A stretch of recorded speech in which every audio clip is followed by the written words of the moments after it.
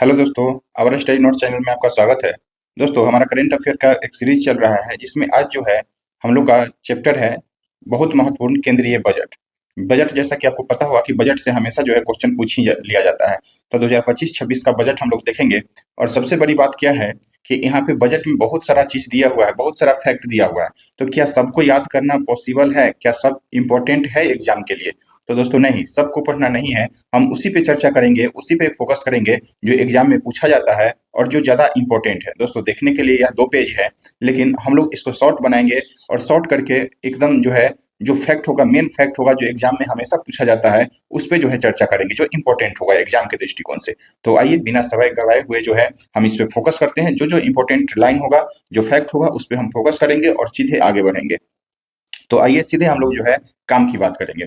आइए, इसमें पहले तो आपको पता होना चाहिए कि 2025-26 का यह केंद्रीय बजट है। तो यहाँ पे लिखा गया है कि वित्त मंत्री, आपको पता होना चाहिए कि वित्त मंत्री अभी कौन हैं। तो निर्मला सीतारमण ने 1 फरवरी 2025 को केंद्रीय बजट 2025-26 जो है पेश किए हैं। आपको पता होना चाहिए कि पहले जो है दोस्तों मार्च में जो है बजट पेश होता था, लेकिन अब जो है 1 फरवरी 2025 को जो है यह बजट पेश किया गया। और इसमें सबसे मेन पॉइंट अब क्या हम लोग को याद रखना है, कभी डेट भी आपसे पूछा जाता है तो डेट भी याद रखिए, 1 फरवरी 2025। और इसमें जो है विशेष रूप से जिसमें विकास का जो है 4 इंजन को रेखांकित किया गया है। और यह 4 इंजन को इम्पोर्टेंट है एग्जाम के लिए, और यह हमेशा जो है पूछा जाएगा आपसे। तो यह एग्जाम के दृष्टिकोण से वीवीआई के रूप में इसको मतलब याद रखना है। अब इस 4 इंजन में है कौन कौन? एक में है कृषि दोस्तों, दूसरा है सूक्ष्म एवं लघु और मध्यम उद्योग यानी कि एमएसएमई, और तीसरा निवेश, और चौथा जो है निर्यात। तो दोस्तों सीधे आपसे क्वेश्चन में डालेगा कि 2025-26 के बजट में 4 इंजन जो विकास का 4 इंजन है, निम्न में से कौन सा नहीं है? और यह चारों ऑप्शन में इसमें से 3 दिया जाएगा और एक आपको अन्य दे दिया जाएगा, और वही जो है आपसे पूछा जाएगा आपको आंसर के रूप में। तो इस चारों को जो है 4 इंजन के रूप में हम लोग कृषि, निवेश, एमएसएमई, सूक्ष्म लघु और मध्यम उद्योग, और चौथा के रूप में जो है दोस्तों निर्यात को ध्यान रखेंगे। याद रखना है, एकदम इसको याद रख ही लेना है। 4 इंजन के रूप में एकदम बिल्कुल कंठस्थ रूप में इसको याद रखना है।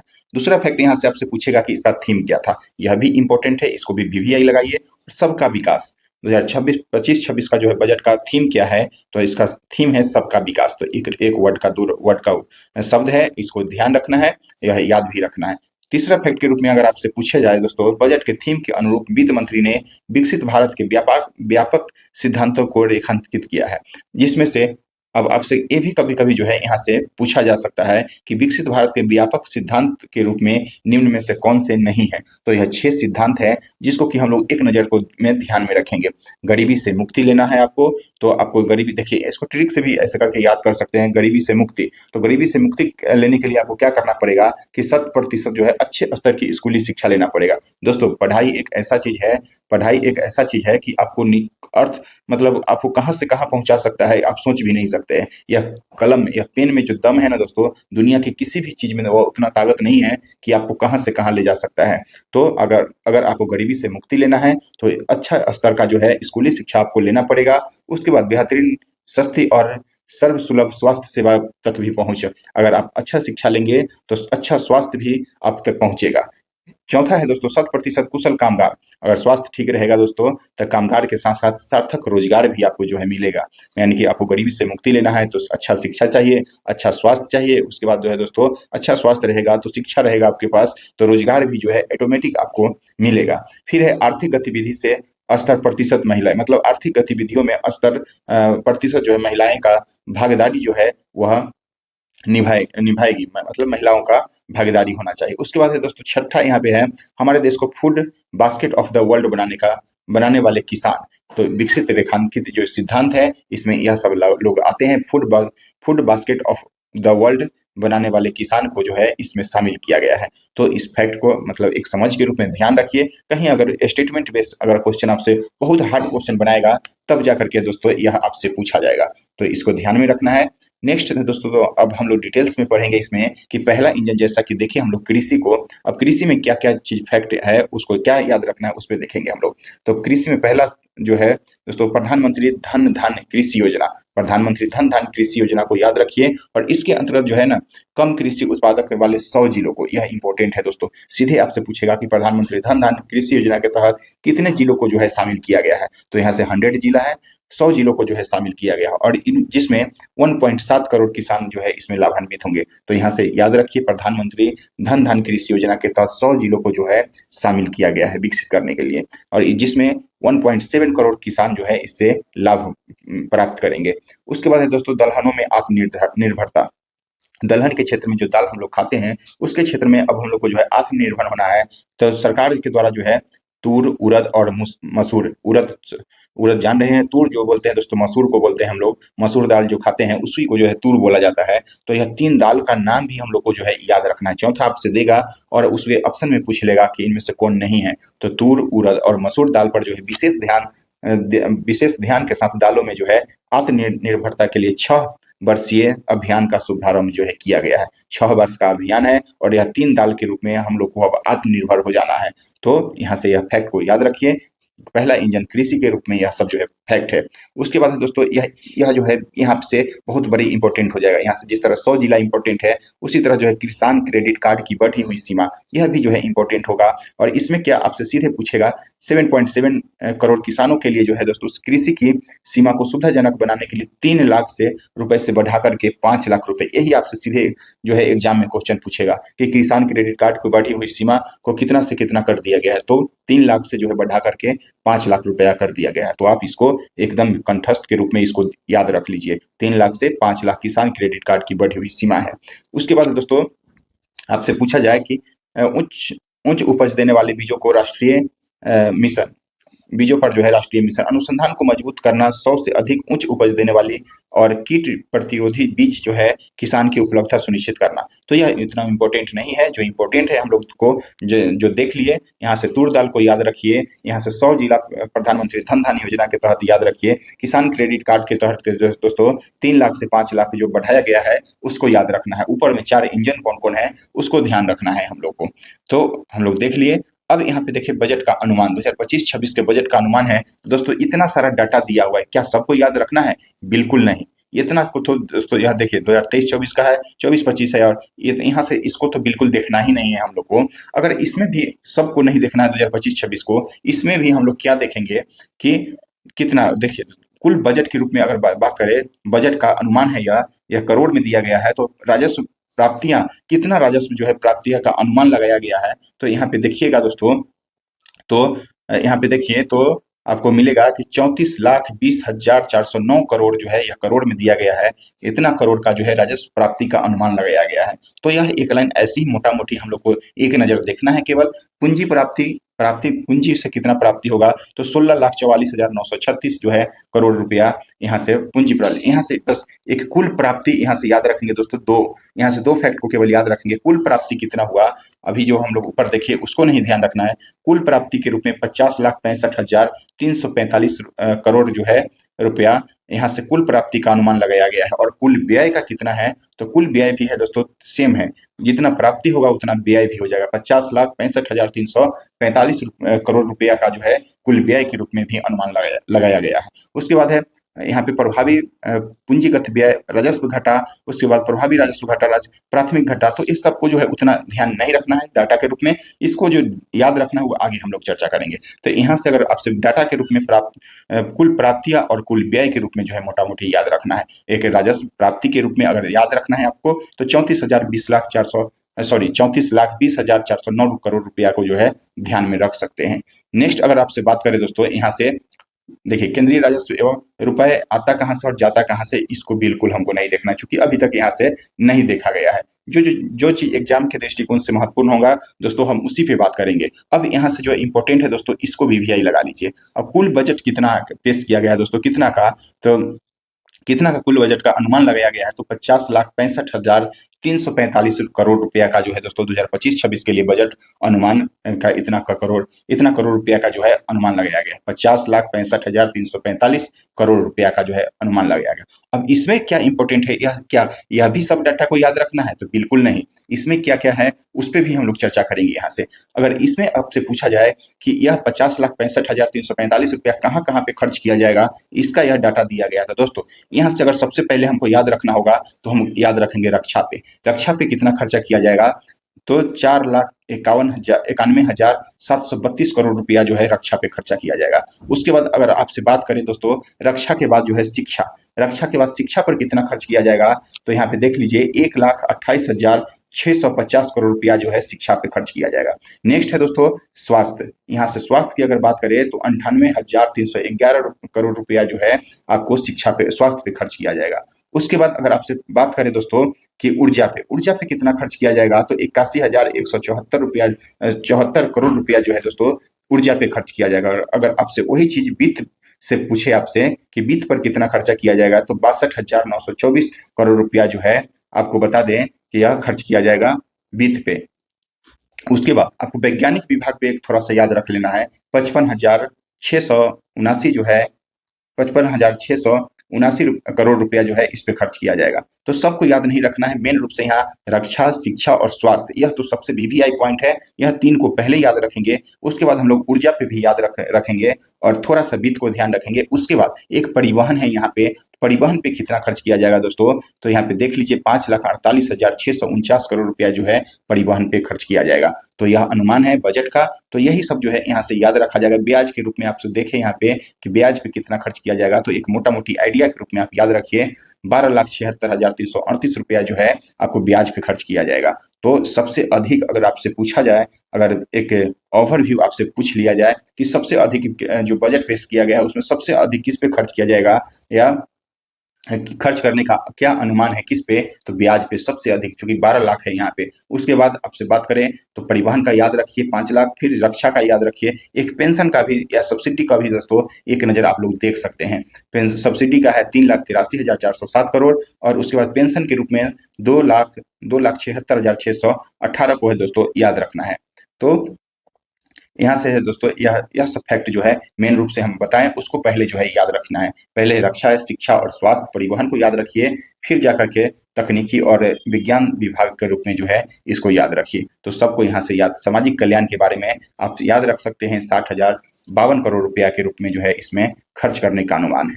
तो यह सबको याद नहीं रखा जाता है, जो याद करने की चीज है हमने बता दिया, बाद बाकी एक नजर आप लोग खुद से देख सकते हैं सबको। अब जो हम बात करने जा रहे हैं यह जो है दोस्तों, यह पूरा डाटा जो है बहुत वीवीआई इंपॉर्टेंट है। यह यहाँ से भी क्वेश्चन आपको हमेशा जो है देखा गया है और आगे भी देखा जाएगा यह डाटा के रूप में। तो नई कर व्यवस्था में संशोधित टैक्स संरचना जो है दोस्तों, तो कितने रुपए तक आपका वार्षिक आय होगा तो टैक्स फ्री रहेगा, तो 0 से 4 लाख रुपए यहाँ पे शून्य टैक्स है, कोई भी टैक्स आपको नहीं देना पड़ेगा। उसके बाद 4 से 8 लाख रुपए के बीच में जो है दोस्तों 5% आपको टैक्स जो है कर जो है अदा करना पड़ेगा। जैसे कि नेक्स्ट ईयर से आप लोग 2026 और उसके बाद 27 से समझिए कि आप लोग को टैक्स पे करना पड़ेगा 5%। क्योंकि मान लीजिए कि अगर बिहार दरोगा बन जाते हैं आप लोग, तो आप लोग का पेमेंट जो है लगभग 60 प्लस थाउजेंड के आसपास जो है आपका पेमेंट रहेगा। तो सालाना इनकम जो है आप देख सकते हैं यहाँ पे, सालाना इनकम 7 लाख प्लस हो जाएगा। यहाँ से सब कट कुट के दोस्तों 7 लाख प्लस आपका जो है सालाना इनकम रहेगा। तो यहाँ से 7 से 8 लाख रुपए तक जो है आपका इनकम रहेगा, तो आप 5% यहाँ से टैक्स आपको भरना पड़ेगा। तो जिनको भी टैक्स भरना है वो मेहनत अभी से करिए, क्योंकि टैक्स आपको देना है। फिर आगे आप चर्चा करेंगे दोस्तों, तो 8 से 12 लाख रुपया जिनका इनकम है वार्षिक, वह 10% अदा करेंगे, और 12 से 16 लाख रुपया जिनका भी इनकम है वह 15%, और 16 से 20 जो है 20%, और 20 से 24 लाख रुपया के लिए 25%। तो सबसे पहले यहाँ पे अगर हमको याद रखने की बात करेगा ना, अगर हमको यहाँ से याद रखना होगा तो सबसे पहले हम इसको याद रखेंगे कि कितने तक जो है टैक्स फ्री है, तो 0 से 4 लाख तक। उसके बाद पहला जो है 5% इसको ध्यान में रख लेंगे, 0 से 8, और सबसे लास्ट वाला कितने रुपए इनकम के अनुसार जो है उसके बाद जो है 30% लगता है। तो 25 लाख से अधिक का इनकम अगर आपसे है आपका है तो वो 30% जो है टैक्स देना पड़ेगा। तो ऊपर से 2 याद रखिए, एक लास्ट वाला याद रखा जाता है, बाद बाकी आप 8 से 12 के रूप में 10 सब जो है दोस्तों 5 का यहाँ से देखिए तो गुणज है और सब में है 4 यहाँ से ऐड किया गया है। तो आप ऐसे भी आप ऊपर का 2 याद रखिए, नीचे का याद रखिए, तो ऑटोमेटिक आप यहाँ से निकाल सकते हैं। तो यह कोई ज़्यादा टफ जो है नहीं।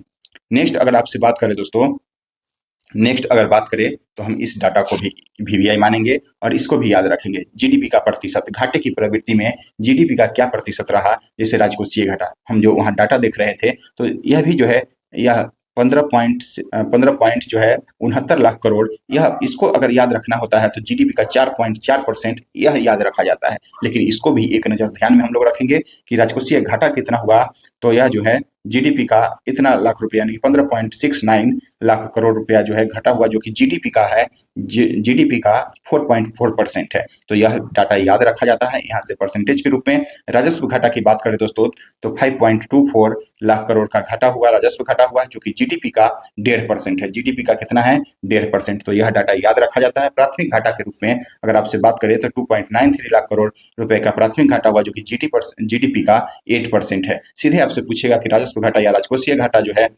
जीडीपी का कितना परसेंट है वर्तमान में या बजट में 2025-26 के बजट में, तो 4.4 आपको याद रखना है। फिर है प्रभावी राजस्व घाटा, तो यह भी 0.97 लाख करोड़ रुपया जो है इसका प्रभावी घाटा है और जीडीपी का जो है 0.3% जो है आपको याद रखना है प्रभावी राजस्व घाटा के रूप में।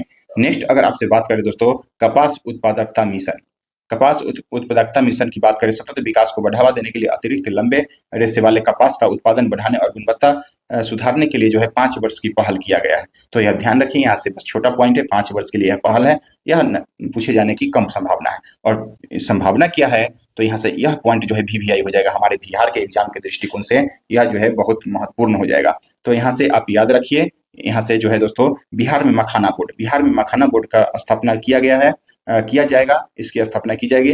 और सीधे आपसे पूछेगा कि मखाना बोर्ड का स्थापना केंद्रीय बजट 2025-26 के तहत कहाँ पे स्थापना किया जाएगा, तो बिहार में किया जाएगा। तो इसको याद रखिए। मत्स्य विभाग के रूप में दोस्तों भारतीय विशिष्ट आर्थिक क्षेत्र और उच्च सागर में सतत मत्स्य पालन के लिए कई रूपरेखा जो है अंडमान निकोबार एवं लक्षद्वीप में पर जो है ध्यान केंद्रित किया गया है। तो यह भी ध्यान रखिए थोड़ा कि कहाँ पे ध्यान इसका केंद्रित किया गया है। उसके बाद है दोस्तों सबसे इंपॉर्टेंट यहाँ पे देख सकते हैं, इसको वीवीआई लगाइए कि असम में यूरिया संयंत्र। तो असम कृषि उत्पादकता को बढ़ावा देने के लिए जो है ब्रह्मपुत्र घाटी में जो है उर्वरक निगम लिमिटेड परिसर में, उर्वरक जो है लिमिटेड के परिसर में 12.7 लाख मीट्रिक टन क्षमता का नया यूरिया संयंत्र जो है स्थापित किया गया है। तो यहाँ से यह डाटा याद रखिए, 12.7 लाख मीट्रिक टन, और कहाँ पे स्थापित किया गया, तो असम में यूरिया संयंत्र को जो है ब्रह्मपुत्र घाटी उर्वरक निगम लिमिटेड में जो है के परिसर में यह स्थापित किया जाएगा।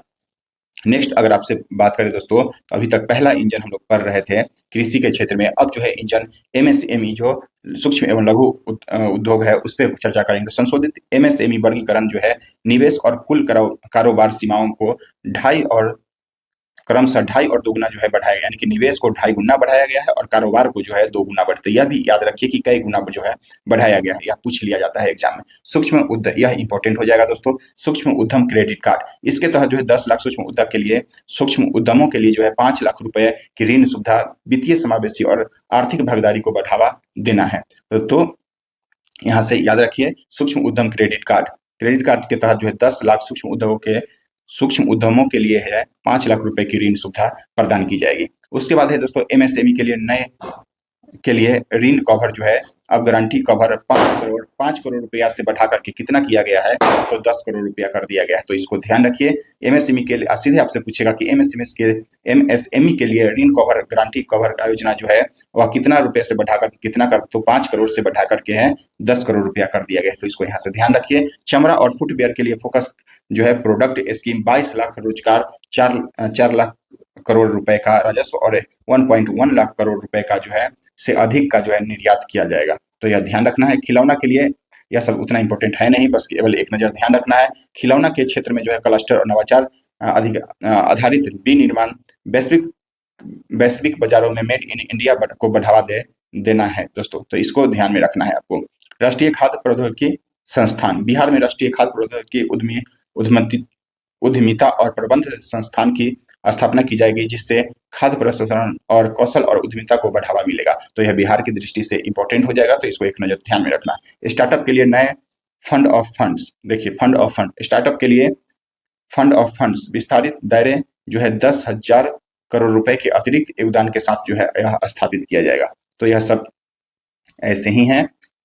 उसके बाद शहरी चुनौती निधि, शहरी चुनौती निधि के तहत शहरों को विकास केंद्र के रूप में विकसित करने, शहरों के रचनात्मक पुनर्विचार तथा जल एवं स्वच्छता को समर्थन देने के लिए जो है 1 लाख करोड़ रुपए का आवंटन, जिसमें वित्त वर्ष 2025-26 के लिए 10,000 करोड़ आवंटित किए गए हैं।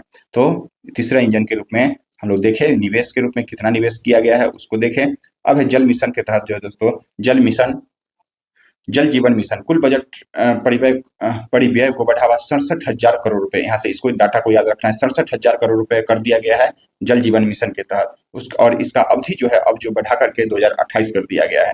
और इस मिशन से दोस्तों 15 करोड़ जो परिवार जो है लाभान्वित है, यहाँ से 2028 और 67,000 करोड़ को जो है डाटा के रूप में याद रखना है। समुद्री विकास इस निधि के तहत दोस्तों 25,000 करोड़ का कोष, यानी कि सरकार के द्वारा यहाँ से जो है 49% योगदान दिया जाएगा। और जहाज निर्माण, बंदरगाह और रसद बुनियादी ढांचे के लिए दीर्घकालीन जो है वित्त पोषण का समर्थन यह करेगा। तो ध्यान रखना है यहाँ से। उसके बाद आईआईटी विस्तार, आईआईटी विस्तार में 6500 अतिरिक्त छात्रों के लिए अतिरिक्त बुनियादी ढांचा भारत की तकनीकी शिक्षा क्षमता को जो है बढ़ावा देगा। तो यह सब बस एक रीडिंग मार लीजिए, ताकि कभी अगर आपसे पूछ लिया जाए तो गलत नहीं हो।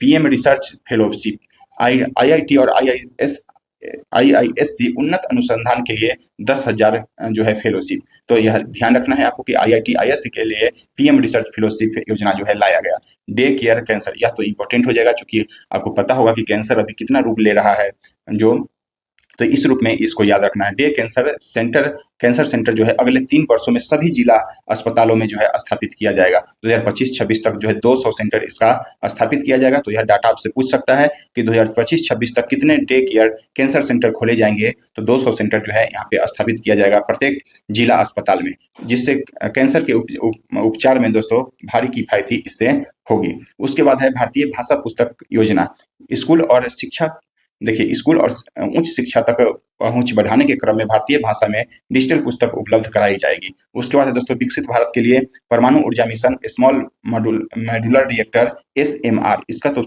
दोस्तों सबसे पहले यहाँ इसको इंपॉर्टेंट लगाइए और यहाँ से इसका फुल फॉर्म याद रखिए। SMR का फुल फॉर्म क्या है? स्मॉल मॉड्यूलर रिएक्टर के रूप में 20,000 करोड़ रुपए के परिपक्व के साथ जो है दोस्तों, परिपक्व के साथ के तहत 2033 तक जो है स्वदेशी रूप से विकसित कम से कम 5 SMR जो है संचालित किया जाना प्रस्तावित है। तो यहाँ से इसको याद रखना है 2033 तक कितना, तो 5 SMR। 5 SMR का फुल फॉर्म क्या है?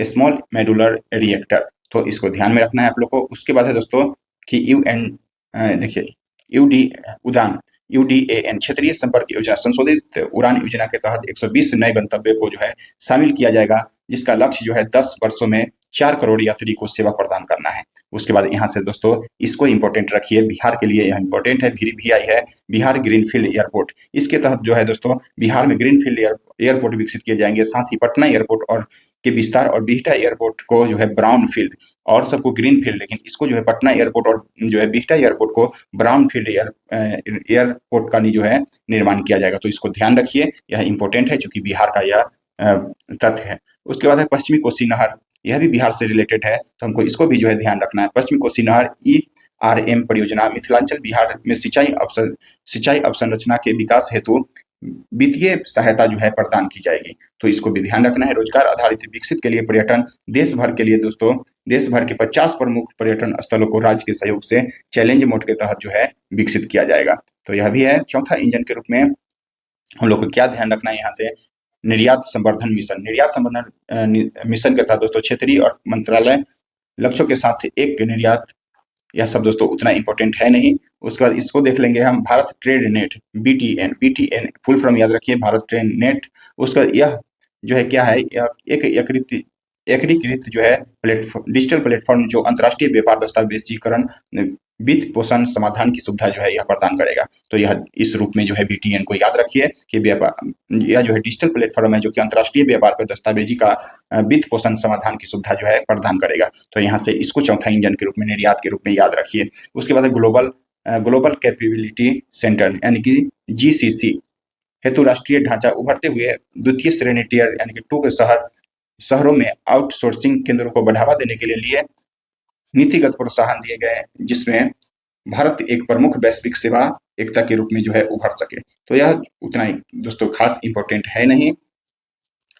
लास्ट है दोस्तों एयर कार्गो के लिए भंडारण सुविधा। एयर कार्गो के लिए भंडारण सुविधा के लिए उच्च मूल्य वाले नस्बंद उत्पादन के निर्यात को समक्ष बनाने के लिए उन्नत भंडारण अवसंरचना का विकास जो है किया जाएगा। तो दोस्तों जो इंपॉर्टेंट था ना उस पर हम ज्यादा फोकस किए हैं। यह सब केवल एक नजर गुजार लेने वाला है, एक नजर देख लेने वाला है। बाद बाकी जो भी इंपॉर्टेंट था हमने बताया, जैसे यह इंपॉर्टेंट है इस चारों का चारों पॉइंट, उसके बाद यह भी इंपॉर्टेंट है तो हमने बता दिया हूँ, और इसमें जो जो इंपॉर्टेंट है उसको भी हमने बता दिया दोस्तों। नेक्स्ट ऊपर में जो जो इंपॉर्टेंट था यहाँ से 4 इंजन और यह 6 पॉइंट, इसको जो है यह हमने बता दिया है।